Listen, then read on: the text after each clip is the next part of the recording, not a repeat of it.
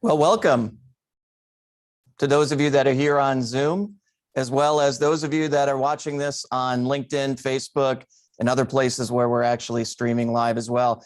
We have a number of people that are going to be joining us. I keep getting texts. I can't get in. I can't get in. I can't get in. So I'm assuming that those folks will join us in a couple of seconds. And if you'll notice, this is a meeting, not a webinar. And we've done that on purpose so that we can actually have some engagement and some interaction as we have this discussion. This is not going to be the typical, here's 18,000 slides for you to look at as we try to make some sense out of what's going on with this great resignation and the performance that's related to the great resignation. So for those of you that don't know, my name's Steve Lowisz. I'm going to kind of kick us off, and then I'm going to introduce my counterpart in crime today in just a second, and I'll let Anna give you a sense of her background. For those of you that don't know me, my name's Steve Lowisz. I'm the CEO of Qualigence International. I've been in the talent space for going on my 30th year this year. So I've seen the ups and downs of what's happening, as we call it now, with the Great Resignation. It's not the first time we've actually seen this, at least not in my historical context for what's happening. So a couple of things, again, meeting instead of a webinar. Feel free to pipe up at any time. We don't want it just to be Anna and I having the discussion. The idea is to leave you with some practical things that you're able to take back to your organization to share that you can start doing right away. I'm not going to say it's easy, but there's some things that we could be doing to address what's happening today. If you don't want to just talk over one of us, just raise your hand. You can use the chat if you'd like as well to post a question, your thoughts. Feel free to put yourself on video so we can actually see you and have more of a two-way engaging conversation. Now, retention is what everybody's focusing on right now, given what's going on. But I'm gonna bring up the fact that I think retention and performance of our teams are actually tied. And things like the the remote work and COVID and all of that.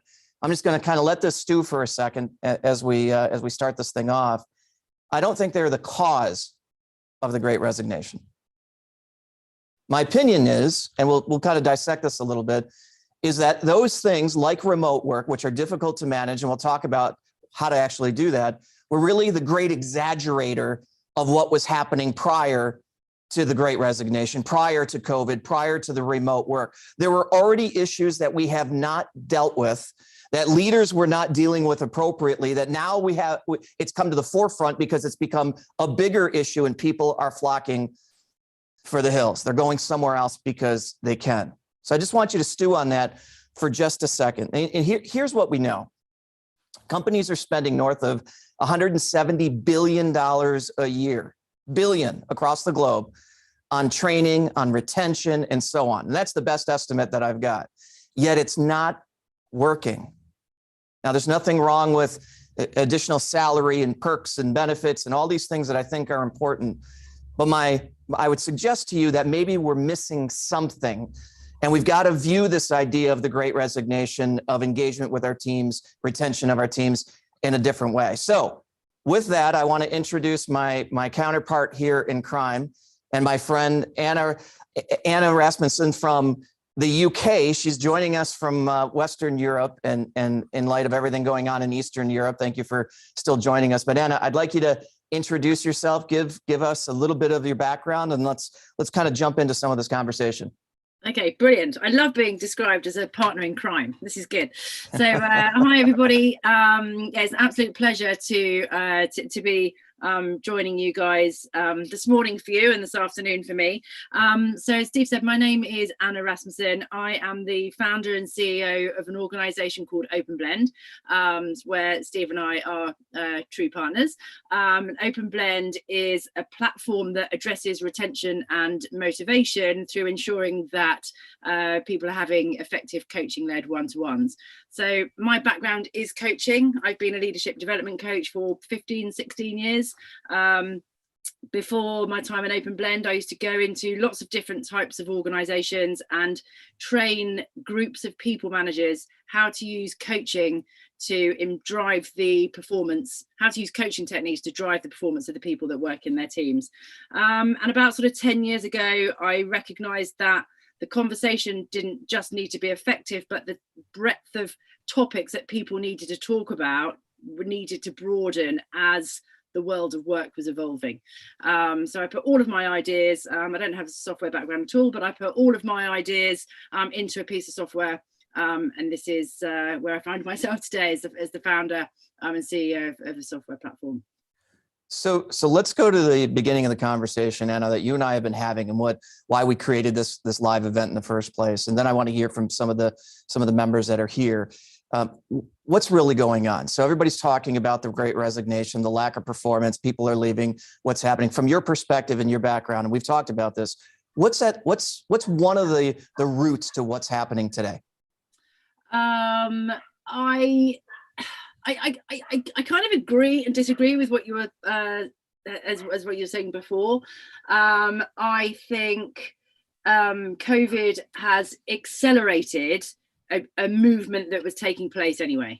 So it's not because of it; it's just accelerated that process. So, but I think that employees, their expectations from what they want and need from an organization, from a manager specifically, have just shifted. And I think that there's a disconnect between the expectations of an employee and where organizations are. And I think those two coming together is creating this void, which is this Great Resignation. I mean, the stats are scary. I did some research yesterday, and 1 in 4 people to say part of this Great Resignation, 1 in 4 people have left. So that's 25%. And based on some research that's just been done by HR Magazine in conjunction with Slack, is that in 2022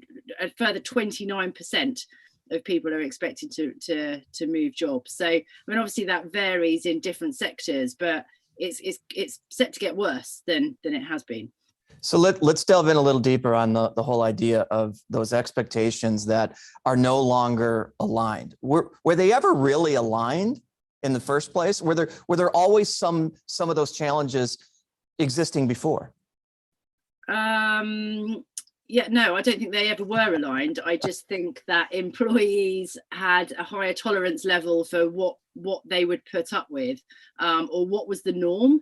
You know, we're really challenging cultural norm, really. Sort of, you know, the way that businesses are set up and processes are set up, and you know, I work with people teams, HR teams every day of the week, and they're under an extreme amount of pressure to modernize everything, bring everything up to speed. So, you know, is it pay? Is it other benefits? Is it work environment? Is it office location? Is it, you know, the interior? So, you know, they're responding as quickly as they can. But I think the situation with COVID and the fact that everybody, what do they say? Is that, you know, right at the beginning, I love that expression. It was the biggest work at home experiment, you know, ever. But it worked really well, right? And everybody all of a sudden like experienced this freedom, this flexibility. They were saving money on a commute. They had much better work-life balance. They kind of got a bit of a, once they got over the sort of, you know, obviously there are some negatives to it, but I think people have recognized there's a lot of positives to it. And that's just shifted again the way that what people expect from work and where work fits into the bigger picture, and their purpose. And and I just think that it's just giving people a lot more time to reflect on what's really important. So what do we do as leaders? And again, you and I have talked about this quite a bit. From an HR perspective, leaders, the coaching background that you have, all of these things, how do we start to look at solving for the problem, not just addressing the symptoms, right? Because I hear this all the time. Hey, I just need to hire more people because they're walking out the door. And my conversation is always, well, what are you doing to keep people? How do we engage more of our people? Because if we don't do that, we're bringing them in the front door, they're running out the back door. So that's addressing a symptom. How do we begin, from your perspective, Anna, really focusing on the root cause, given the complexity now of what's going on, some people working from home, some not, and all of those other things that you already mentioned? It's a big question, that. You know, I think it, like with anything, that the linchpin in this is the people manager, is the manager of those individuals. They're the ones that, we spend again a lot of time in organizations talking about strategy and initiatives, but actually their strategy and initiatives, how does that get filtered down and supported by the manager with that individual on a micro and individualized level? And I think that has to be the place that you have to start to solve the symptom, has to be by acknowledging that one size doesn't fit all, and giving the manager the tools and the confidence and the structure and the headroom, and to understand that every single person that reports into them is different, and will need to be, as human beings are, which is quite right. It's we don't all want to be treated the same. So understanding what drives those individuals, understanding what's important to those individuals, communicating with them in a way that makes sense to them. So and then you can start, because actually, and then it's one thing the manager having the conversation, but it's then the manager then feeding that information back up into the organization and say, why is this individual leaving? Where is this individual dissatisfied? And that can then support the organization strategically on what they need to be doing, what messaging they need to be putting out, what their employee value proposition needs to look like. Because I completely agree with you, that leaky bucket, that it makes absolutely no sense. And I don't know if people are, I was talking to a group of people yesterday who were saying this is a boardroom issue now. This isn't an issue that is sitting within people teams and HR teams. The great resignation is at the board table, and people, that this is an issue that people are. So just to give you an example, I met but probably about 2 or 3 years ago, I went in to meet a CEO of an advertising agency in London. Spoke to her about Open Blend. It didn't go anywhere at that point. I got a WhatsApp from her about 3 weeks ago. She's gone to another company now as a CEO of another company, and she's like, I need you to help me, because I'm constantly dealing with people leaving, buyback situations, all this kind of situation that's going on, and CEOs are reaching out, looking for help. So it's it's a burning platform in organizations, but I guess it's easier the smaller the organization, to kind of get that two-way communication going, hearing what's going on. But but to answer your question, to start treating the cause of this, it's a lot, along with a lot of other issues, sits with the manager. Yeah, one of the things that I've been talking about in a lot of the leadership development and other training that I've been doing is that leadership management is actually an individual sport first, a team sport second. And if we don't, that coincides with what you were just talking about, Anna, is engaging with that person one-on-one. But I want you to take that further. And one of the things that we've talked about with whoever's watching is we'll give them some practical things and some approaches that have worked well for you in your experience. And I'll chime in on some of the things that have worked well for me in my experience. But it's one thing to talk about this engagement and listening and so on. But if you were to lay out some steps, some things that as leaders we all should be doing, because I agree with you, it's a board issue, and I would think anybody who's watching this on video right now would probably agree with that this is beyond just the head of people or the head of talent or anything along those lines. If we don't have the right people that want to be with us, we're not going to be able to serve our customers, and eventually our businesses falter. So if you start kind of taking it into practical steps, Anna, what does that look like from your perspective? Well, it's like anything. If based on what we've just been talking about here, that COVID has accelerated how organizations have evolved and how they need to work with their people, how they need to get the best out of people. The great resignation, people are leaving because they're not happy, they're not motivated. So therefore, significant processes need to change in an organization. So the first thing, and I know Steve and I, we're on exactly the same page with this. If you find yourself in a different working environment with the expectations of your employees are different, everything's different, then you can't carry on doing the same things internally. So an awful lot of organizations have performance management processes where at the beginning of a year, they put their objectives into a piece of software or a spreadsheet. At best. or on a piece of paper. Yeah. Yeah. And then they might, if you're lucky, you check in on that in 6 months time. And then if you if not, the end of the year, and then you might get a bonus paid out in the end of the year. If that's the process and the structure in an organization, then that's going to be what managers think is okay to do. Like, they're the check-in points that you need to have. The number one thing that needs to happen are these regular, frequent one-to-ones. I've actually got some stats. I'm going to read these off because this is a Harvard Business Review. I just got it yesterday. It just came out yesterday.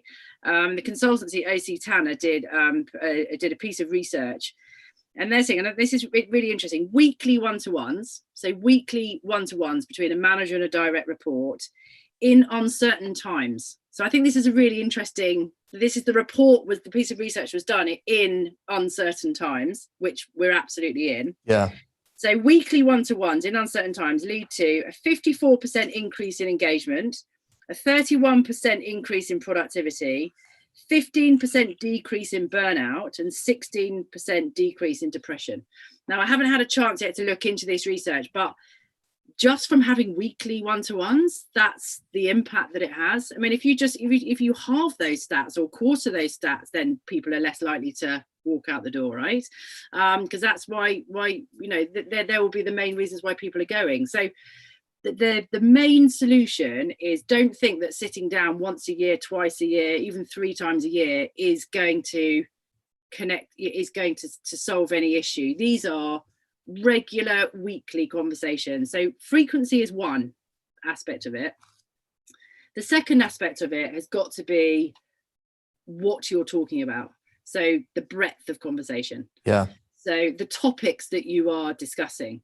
So now, actually, we did a piece of research during COVID, and it came out that one of the most prominent performance enablers was a really, really clear clarity and transparency about what needs to be delivered.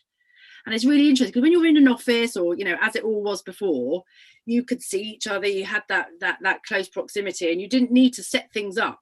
So something that came out as being really important is just complete clarity on what needs to be delivered, when it needs to be delivered, and what support you need in order to deliver that. And then checking in on that regularly. So taking objectives from annual or 6 monthly to monthly, maybe changing them from objectives to priorities, changing the language around it. What should we be focused on now?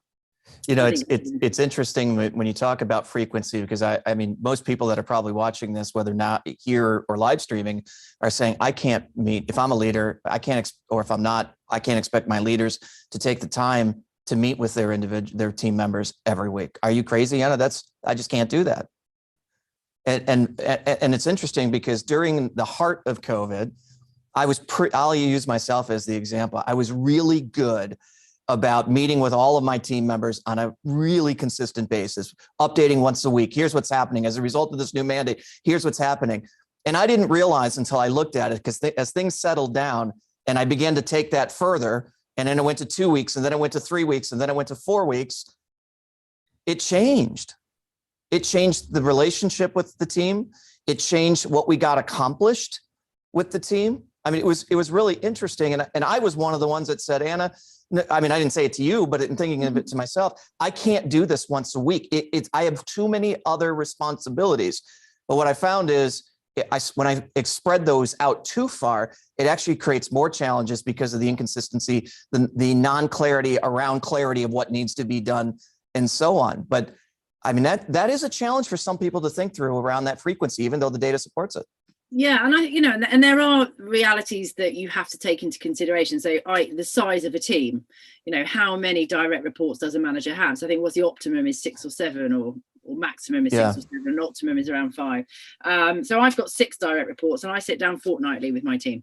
So we have a one-to-one fortnightly, but we're always checking in throughout the week. But those conversations don't need to be really long. So I have an hour every fortnightly with my team, but you could have a 10-minute check-in, and that brings me on to the 10-minute one-to-one, and that brings me on to another point, something that I think is really important in those conversations. And so I've got a bit of a bugbear about it, but managers sit down and have one-to-ones and think they're their one-to-ones. These should be pretty easy meetings for managers, because the agenda should be owned by the employee. Yeah. What does the employee need to talk about in order? It's not saying that the manager can't add to that agenda, but what does that employee want to talk about? So now when I sit down with my direct reports, it's their agenda. So what are the things? We've got an hour. What are the things that you want to talk about? And then we talk about it. And if there's one particular thing that maybe I want to bring up, I'll pop that on the agenda as well. But they lead it. And I think that's absolutely crucial. How would the manager know what the employee needs to talk about in order for them to progress, be motivated, be happy, be, solving the right issues, be supported in the right way? So that's kind of a reverse of, I think, in general, what is taught. And here's why I say that. I watched a YouTube video yesterday on one of these leadership gurus, and he was talking about engaging during the one-on-one, and in his mind, it was monthly or quarterly. But he laid out, this is the agenda, and the majority of the agenda was what the leader wants to address with the team member. Yeah. Now what you're saying is in complete opposite. Where does that come from? Where does it come from? Yeah. Why do you say that that's the approach to take when everyone else or many others are saying it should be the other way? I happen to agree with you. Yeah. I think look, I'm a coach. Okay. Yeah. So I'm not conditioned, but I truly deeply understand that no two people are the same.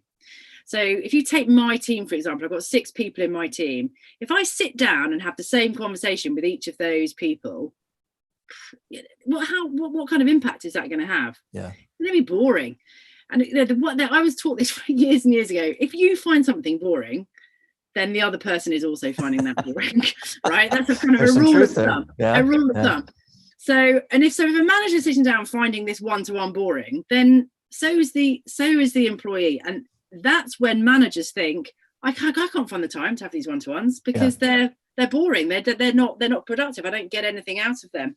Whereas I'm genuinely curious about what people want to talk about, where they need the support, and it just makes sure. And that comes on to. So I think I had three strains of the solution. So one is frequency, and I just to say that it could be monthly, it could be ad hoc. It doesn't matter, but frequently. If you go to the gym once, you're not going to get any biceps. If you go to the gym regularly, then you're going to, get stacked. So, which one do you want? If you're going to do it, do it consistently so you get it. Second one is the breadth of conversation that you're having, which we'll come back to. But the third one is the effectiveness of that conversation, and the agenda setting sits in the effectiveness of it. Within effectiveness, you also need to ensure that, and this is the coach in me as well, but you need to ensure that the conversation, that as you're coming out of that conversation, there's an outcome. So there's some action. So there's some things to do out of it. So it's not just a conversation that you're having and then you walk off, there's nothing to action, then you come back again. Again, we're talking about driving performance within the Great Resignation. So people now have got different expectations. They want to grow. They want to be engaged. They want to be motivated. They want to know their managers care. So we sit down, we have a good conversation about what you want to talk about, structured in such a way that it results in action. Somebody has the owner for that action, then you come back and you review it. So there's a consistency going through. Then people are engaged in the process and also they're talking about the things they want to talk about, which is key. So let's address that one for a second again, talking about things that people want to talk about. What if they're afraid to talk about it? How do you start to go through this process to get to a point where the team member is actually willing to ask questions or talk about specific items that matter when they may have been afraid because you got to start somewhere. And if I've never done that with somebody before, they're probably not going to be completely honest about what they want to talk about from the get-go. Well, so that kind of comes onto the breadth of conversation. So, obviously Open Blend is a piece of software that puts subject matters, that makes this very easy, but you don't need Open Blend in order to do this. You just need to think about breadth. So, so in a conversation, what motivates each individual? Do you know what's important to everyone that works for you? So do you know what their ambitions are, where they want to be in 6 months' time, where they want to be in 12 months' time? Do you know what their optimum state of well-being is. I've got someone in my team who thrives off quite a lot of stress. If I had other people in my team on that level of stress, that wouldn't be good for them. They would be unproductive because of it. So talk about stress levels with them. So how are you feeling about it? So ask them questions. So what drives them, what gets them out of bed in the morning, where they want to be, their headspace, how they're feeling about that. But to be honest, if people are uncomfortable, start talking about objectives and things that need to be delivered, breaking down those objectives, what and where they need support on that. I think any shift in relationship is going to, Rome wasn't built in a day. It's going to take time. You need to build the rapport, build the trust, get that conversation going. It works both ways. So, That's kind of where I was going with, when, the process doesn't work if there's not a relationship there initially with the leader and their team member to actually make it work. There's got to be some trust there. So we've got to work on developing that trust first. And then this is kind of, to me, this is that natural extension to help get the best for them, not just the best from them. And as you talk about what drives and motivates people, one of the things that I didn't quite get until, you and I had some conversations some time ago, was really, that truly means everything and anything that motivates somebody. And I'll give you an example of that, again, kind of using myself. One of our newer team members, I had him go through, I use the software because it's easier for me. And that's the whole point behind it. It doesn't, I can do and not have to think as much. But when we looked at her open blend, and it was all the things that she had listed as to what's important to her, Anna, were all business related. 100% of them, 8 out of 8 were business related. And what I realized is that, it's not the business side of somebody that shows up for work. It's the whole person, whether you're showing up for work at home or showing up for work in the office. So understanding what drives them in all areas and creating the relationship to kind of go back and let's not just talk about what drives you at work. Let's talk about what drives you in life. Is that a fair way of looking at it? Yeah, absolutely. We're human beings, and I think sometimes we overcomplicate or overthink the relationship between a manager and an employee. These are 2 human beings, right? One of them is responsible for supporting the other one to thrive. How can you consider supporting someone to thrive if you don't know what makes them tick? You couldn't get an athlete, stand them at the starting line, fire the pistol and say, right, run that 100 meters in this best time. You need to understand why they want to do that. And then you need to create a training plan that's suitable for them and their height and weight and diet and everything that's going to get them to achieve that best time. And that's the role of a manager. And I think, we spoke about this yesterday, Steve. The role of the manager has changed hugely now. Yeah. And that, as you said there, building that trust and that rapport. Yeah, okay, if you overthink it, yes, it's complicated, but they're 2 human beings. So I think, if you're a manager, you should be able to say what motivates you, what makes you tick, what do we need to tap into to get the best out of you here? Like, you're an asset, and I'm here to support you. What do we need to tap into to do that? But managers need confidence in. They need to be supported. So I think another thing, going back to your original question, the solution is ensuring managers are confident. I mean, I've trained hundreds and hundreds and hundreds of people managers.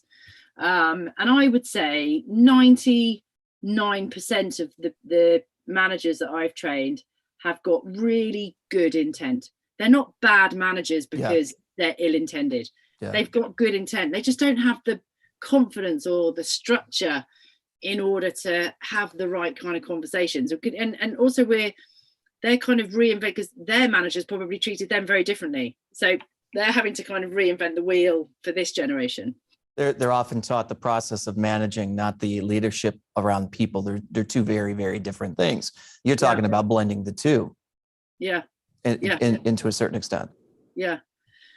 And relying on not having the answer, being comfortable not having the answers. I think that's a coaching mindset as well. I don't have to have all the answers. I don't just need to engage in a conversation where I know the answers. I need to engage in a conversation because I'm a human being and I'm curious and I care about you. And I want to make sure that I've got your back in order for you to support, for you to perform. So let's go a little bit deeper, because we talk about frequency, and I think that's self-explanatory. Whether it's every week, every month, it's every other week. It's fortnight, as you would say. It's consistent. It's frequent, right? We don't say that here, but I think we all get it. I mean, and then the breadth of topic and the effectiveness you were talking about in terms of action steps that come out of this one-on-one. Again, I'm going to play devil's advocate here for a second, so you can help explain this a little bit better. Is that if I'm the leader, I'm thinking, I don't need any more work. Tell me more, right? So we're making assumptions. I would be making an assumption that I have more work to do as a leader as a result of this. But what are you really talking about in terms of the strategy of action at the end of each one of these more frequent meetings? So if I may, I'll relate this back to how we board Optimum when we go into organizations, because we go into, so we work with Doc Martens globally, Gymshark globally, Aer Lingus, trying to think of all our global brands, Travelport, where you've got big populations of managers that we need to ensure they understand what's in it for them. So why would I bother? Why am I going to sit down and have these one-to-ones? So we spend a lot of time looking at the persona of the manager. What does the manager want? So for a manager to be successful, what needs to happen? Yeah. Okay. So they need to retain really good people. They need to have a team of people that are really motivated and buzzing. They need to have a team of people that are, the output is they're hitting all their targets and they're hitting their targets, they're productive, overachieving, they're recognized across the organization as a high performing team. You only need to start kind of talking about these things for a manager to think, all right, well, I can get all of that if I'm having these regular conversations. So I think stripping it back to the basics. So you do sometimes get really high performing teams where the managers aren't sitting down and having them. They become quite tricky conversations, because they have got high performing teams anyway, and they might not be sitting down. But but the chances are they've got really good rapport, trust conversations going on within those teams anyway. But they might not be as structured.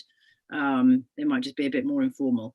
But yeah, we always talk about managers. We always start with the why, what's in it for me, and thinking about what, as a manager, what are their desired outputs. So, I mean, this is why OKRs have become, becoming, popular, because they're a way of saying, right, this is what the organization needs to achieve. This is what the teams need to achieve in order for the organization to achieve that. And then this is what the individuals need to achieve for the team to achieve, for the company to achieve. So in a way, it breaks it all down for the individuals and the managers to see what needs to be done. And it's all measured. So if you know as a manager that you need to get this team performing, I mean, I'm sitting there, there's 25 people in Open Blend. I can see the high performing teams, and what's going on in those teams. But managers want to be recognized for that. They want their teams to be the high performing teams. Sure. So, so I would start there, just with the basics, going back to the job description of a manager, what they're there to do. Yeah.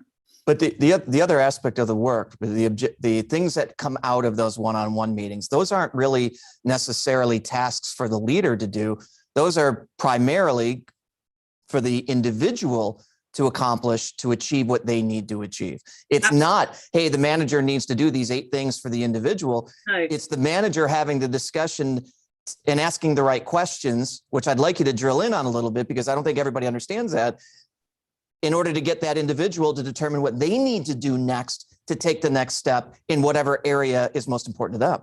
And that actually is a very important point about why I think a typical manager might go, well, I don't have time to sit down and have these one-to-ones on a fortnight, on a weekly or 2 weekly basis. So, but that's because they are maybe conditioned to think that they're going to have those sessions and then come out with a massive long list of things to do. Right. That conversation has not been effective if the manager is coming out with the task list. The conversation is effective when the employee is coming out with it. So again, in Open Blend, we're lucky because we collect all the data. So we know across all of our clients, 86% of the actions that are put into Open Blend that come off the back of conversations are owned by the employee. Now, as a coach, that makes me so happy, because that's how it should be, that it should be the employee that is owning those actions. So yes, thank you for raising that. That's really key. An effective conversation, the individual owns the outcome and the action in order to do that. But it's the manager's responsibility to ensure the next session's booked in so they can review them. Right.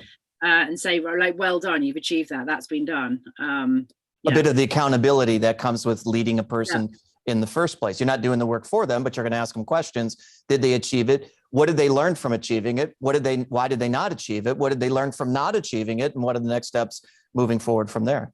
Absolutely. Yeah, absolutely. So go back to the drivers of people. And so let's again kind of put it in the context, right? Number one, frequency. Number two is understanding the individual, the breadth of the conversation. In the Open Blend system, I refer to elements because that's what you do. It's the 8 things or 7 things or 6 things that truly drives somebody. But here's one of the key pieces that I learned from this. And I shared this with you yesterday, right? When somebody says, you ask one of your team members, think about this. I'm sure you've all had this happen. What drives you? And they say, career advancement drives me. Where does your mind go? So think about how you define for yourself career advancement. And Jessica, I know you've heard me say this before, so this won't be new to you. But let's think about it. If you were to all say this is how I define it, it's probably a little bit different for each of us. So a number of years ago, I had a COO, head of HR, that moved into a COO role for me. And she came to me after being here for 7 years and said, hey, I'm going to quit. And I said, well, why are you going to leave? And she said, well, career advancement. And I took that as she wants to do all the things that I do, right? I'm the CEO of the business. So I start pouring on all of these other things that to me would be career advancement because of the perspective that I come from. 3 months later, she comes back to me and she still resigns. And I said, why are you resigning? And she said, career advancement. I said, well, what are you talking about? I've done all these things. And she said, Steve, your definition of career advancement and mine are different. And one of the things that I've really appreciated, and you asked me yesterday, Anna, did I save her or lose her? I lost her, right? Incredibly important. And there was more to it than that, but that was one of the keys. And one of the things that I appreciate about the structure behind even what you do in Open Blend, and again, you don't need it, but to do it with it, but you can do without it. But it's having that person who selects those things important to them, define what it means. So as a leader, I don't make the wrong assumption about what career advancement, family time, or a host of other things means to the individual. I actually get it from them directly. That seemed to be a really, really important piece to the whole structure behind what you're talking about. Yeah, shall I explain for those that are listening and are on the call? I'll explain what this is. So it's based on the wheel of anything, which is literally a wheel broken into pieces. So it looks like a sort of like a pizza, and it's a coaching framework that is very well known. So it's called the wheel of anything. And we use it in Open Blend to collect an individual's motivational drivers. So an individual will go in at the beginning and will identify. So it depends on the organization. You have it as settings, but you can have between 4 and 8 drivers. So let's say 6. So a company has, so an individual goes in and they need to choose 6 drivers from a menu of 28. So the things that are really important and the things that need to be fulfilled in order for them to perform at the best of their ability. Now, to give you an idea what these drivers are, so you could have effective team, career advancement, recognition, fun, health and exercise, time with my kids, fulfillment at work, money. So there's a number of different things.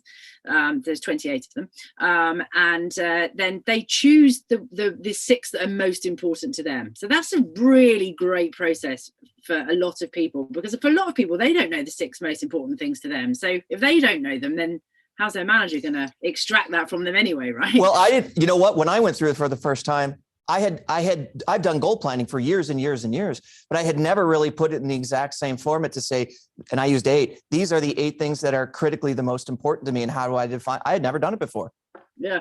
So once you've chosen them, you then have to redefine them. And this is to Steve's point, and this is actually a bit of an eye-opening moment for managers, because you take them through what this is, and they think, well, I know that person's motivated by career advancement, but actually then when they see the definitions, they're like, oh right, maybe I don't know that person as well. So there's a help, there's a sort of a help there. So then they define what it means to them, and then they score their current level of fulfillment in that against that motivator, and then they score where they need it to be. So it creates a gap. And then in the one-to-ones, if they want to talk about one of those drivers, they pull that into the agenda, and then they sit down and they talk about it. So as we're talking about the great resignation, let's use the example of Steve's employee from a few years ago, who was the COO. That whole situation would be avoided, and I wonder whether or not she'd still be with you, because you'd know that career advancement was important to her, you'd know what the definition was, you know how fulfilled she is against it now, and you'd know where she wanted to get to, and then you'd have a structured conversation. And if she wanted to talk about it, she'd put it on her agenda. So then you got it on the agenda, and then you're having a conversation on what needs to happen to close the gap in order to get there.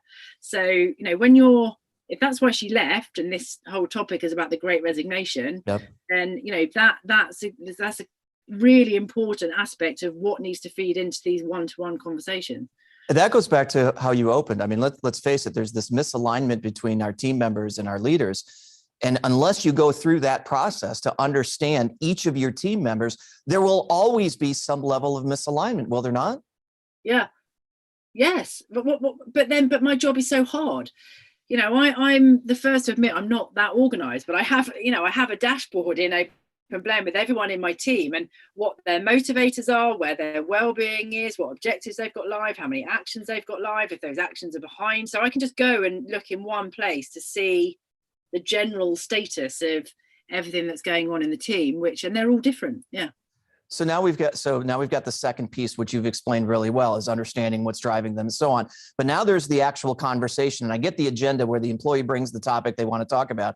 But as the leader, how do I know how to have that conversation? I get that the individual is going to bring something to me to talk about, but what do I do with that? And how does that result at the end with that action item that we were talking about, that is really the action item for the individual, not for us as the leader? Well, I think coaching frameworks. So for qualified coaches, you call it like a toolbox. So you've got loads of different coaching frameworks that sit there that help you open up conversation and have those conversations. And some of those tools in that toolkit have come through into much more mainstream. So the wheel of anything, I don't know, the wheel that's broken in, that's pretty mainstream, and lots of people use that. The other one is the GROW model. Yeah. And we use the GROW model in the tool. So you can use this on paper or however you want to do it, but it's to structure a conversation in a certain way that you start with the goal. Now it sounds insane that so often a conversation would start with the problem, so the reality. And this is right, I'm come to you, this is the problem, help me solve this problem. And then you engage in this huge, great conversation, but you don't actually know where you're going. So the GROW model, once people use it on a regular basis and it just becomes a learned behavior, is such a brilliant way to structure any conversation, whether it be employees, kids, husbands, whatever you want to be, right? So wives, come on, let's be fair. Wives, sorry, wives. Partners, whatever, yeah. Sure. Sorry, I was just being very selfish there. So the goal. So where is it that you want to get to? And really explore that. And where is it now that you are now? So you've got a difference. So I really like the when I first got taught the GROW model. So when you're talking to someone about where they want to be, you'll often, if you're doing it well, you'll see someone's body language, they'll be kind of talking like this, and this is where I want to get to, and they're like really excited about where they're headed to. And then you say, right, now let's talk about where you are, and then they slump down like this because there's a shift in kind of the mindset from the goal. But this is good. I mean, then you're having a good conversation. So where is it you want to get to? Where are you now? What are the options to get there? And that's where I think managers can really step in as well, because once you know where they want to get to and where they currently are, then you need to ask them what support they need. What are the options to get you to where you want to? How can I help? How can other people in the business help? What other support network have you got? What do you need to learn? Do you need to go on a training and development course? Do you need to, in the example of a career advancement, what options have you got to get there? What support do you need in order to get there? And then that's when it becomes really individual to that person. And then so you've got the GRO, and then the W is the way forward, and that's where you commit to action. So what is it now? We've had this great conversation. What is it we're going to do, and how are we going to move forward? And you can use a GROW model on stress, a driver that somebody has. So you can use it on a particular objective that someone needs to deliver against. You can use it on feedback of a piece of feedback. So 360 feedback, you can use it in there. And it's just a really powerful tool to have in your back pocket, particularly if it's more of a challenging conversation. So, let's just let's just stop. Let's focus on where you want to get to. And I think that's the key, because the intention of most leaders and managers is when somebody brings a problem to us, we just want to solve the problem. Yeah. One, we'll tell you how to solve it. And two, we may not even know what you're trying to solve for, because we don't know where you're going in the first place and what your individual goal is. The thing that I've appreciated about being able to do this within the Open Blend platform is the suggestion of questions. If I wasn't versed, if I didn't really understand, I don't want to keep asking the same question, same scenario over and over and over to the individual. It gives recommendations on how to ask questions. What would it look like if you achieve this goal? How would you feel if you didn't achieve this goal? Just to really get a sense of where the person is. And it's for some people, they get a little freaked out. Well, you're getting a little bit too personal. No, you're just helping them become who they want to be based on the objectives that they have for themselves, whether they be 6 or 8. And that individual ultimately appreciates the fact that we're doing that with them. And you can see that in their additional performance on the work side as well. So it's not just figuring out a way to get the most out of our people. My opinion of this is, let's get the most for our people. And the byproduct of that is that they tend to come to work more satisfied. They tend to be more engaged. We don't have the great resignation like we are now. Performance of our business increases. That's how I see this cycle actually working. Yeah. And I think also, if you have a culture where you're acknowledging that people bring their full selves to work, which I think we're in agreement that COVID's accelerated that hugely, is that's an attraction tool as well. So all of our customers use the fact that they have these sort of broader conversations as part of their employee value proposition. So if there's this war on, so with the Great Resignation comes a war on talent, right? So you've got all these competing. So if you say you've got a 28-year-old advertising executive in central London, and they've got this, everyone's hiring. Everyone's hiring. So they're in Saatchi, they're in Mediacom, they're in all these different agencies. Why are they going to want to go to one over the other if they're all, they're all working with amazing clients, they're all central London based, whatever. Look, if you come here, this is how we work with you. This is how we understand you. This is how we support you to reach your potential. This is the culture. These are the kind of one-to-ones you're going to be having. And I think sometimes businesses, it's funny because I'm talking to kind of C-suite all the time, but I'm really representing the individual, the employee through the product. So I feel like I'm in quite a privileged position to see the whole thing. And I think sometimes organizations need to stand in the shoes of an employee. And you're standing, you've just got off the tube at Oxford Circus, and you can see all these agencies are within kind of 5-minute walk from you. Which one are you going to walk to? So what makes that appealing for me? And then when I get there, why am I going to stay there? Why am I going to work really hard and work extra long hours for this organization? Because they treat me well.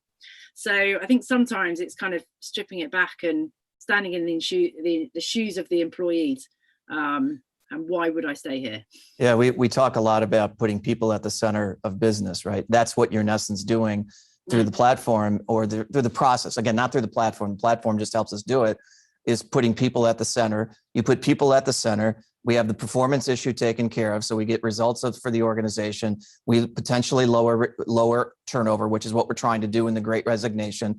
There's a greater allegiance to the leader because we think they care about us, and they have to do this intentionally. They understand what drives us. We're achieving things both personally and professionally with the support of our leader.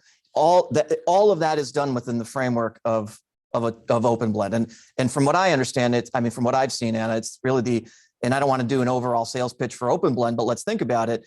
I haven't seen another tool that does all of the pieces from the corporate goals, the individual goals, who the person wants to be, and the coaching to help that person happen in one tool. Is that a fair assessment?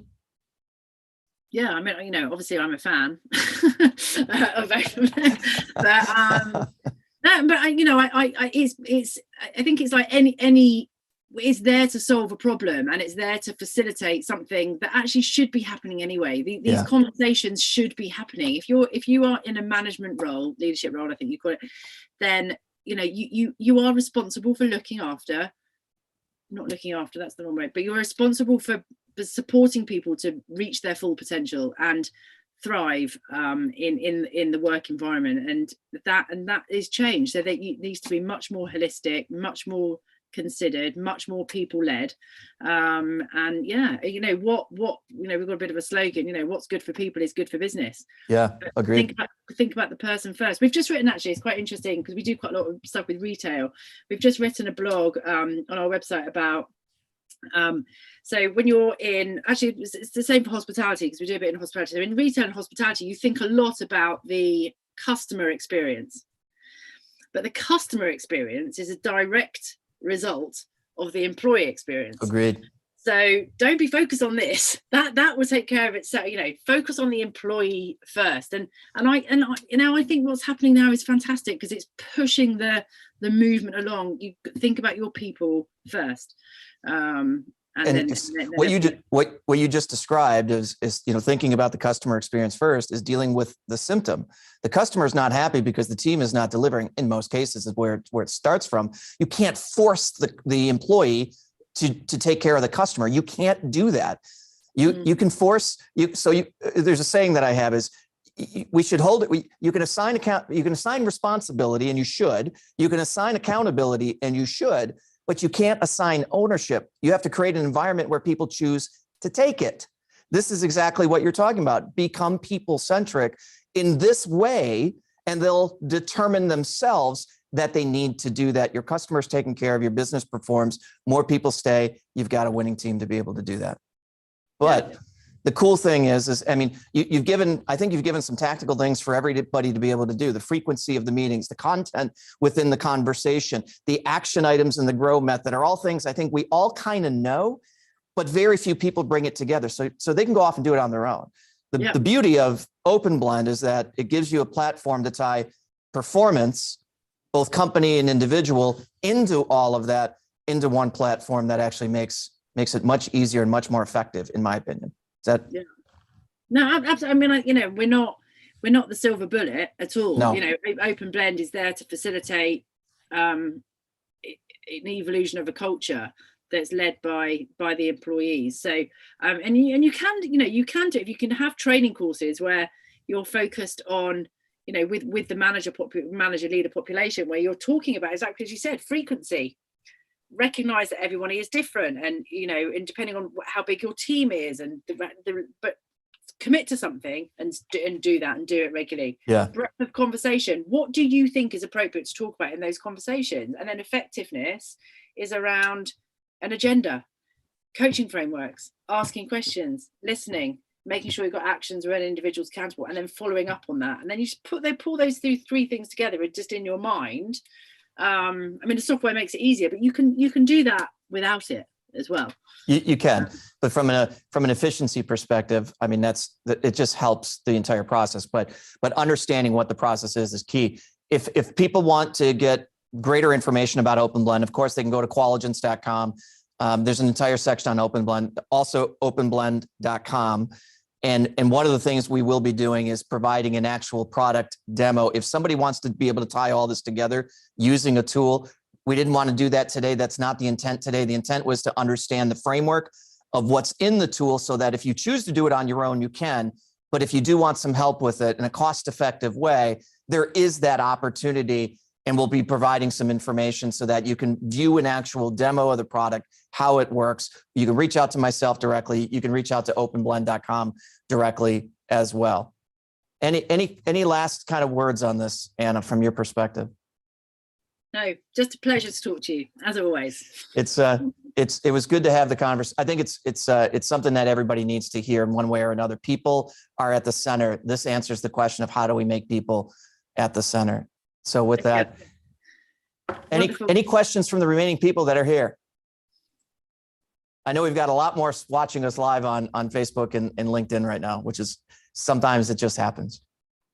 I'd like to just chip in and just say, Anna, this is a great platform, a great solution. You know, it's no secret. It's all about it's an employee-driven market these days, right? They're looking at it as, you know, what's in it for us? What's in it for me? Am I heard? Is my input being valued and respected? What perks are there? And that whole people-centric approach is so important today. It's so necessary. And like Steve said, this is kind of a one-stop shop to be able to focus on that whole recruitment, performance, and retention pieces. So this is great. Thank you. Excellent. Thank you. Well, thanks everybody for joining. Thanks for those of you that are watching online. Anna, thank you for taking the time out to have the discussion with your coaching background. It was wonderful. And we'll provide some opportunities for follow-up for everybody. Thanks again, everybody. Have a great day. Okay, Thank take you. care. Thank you very much. Great day. Bye.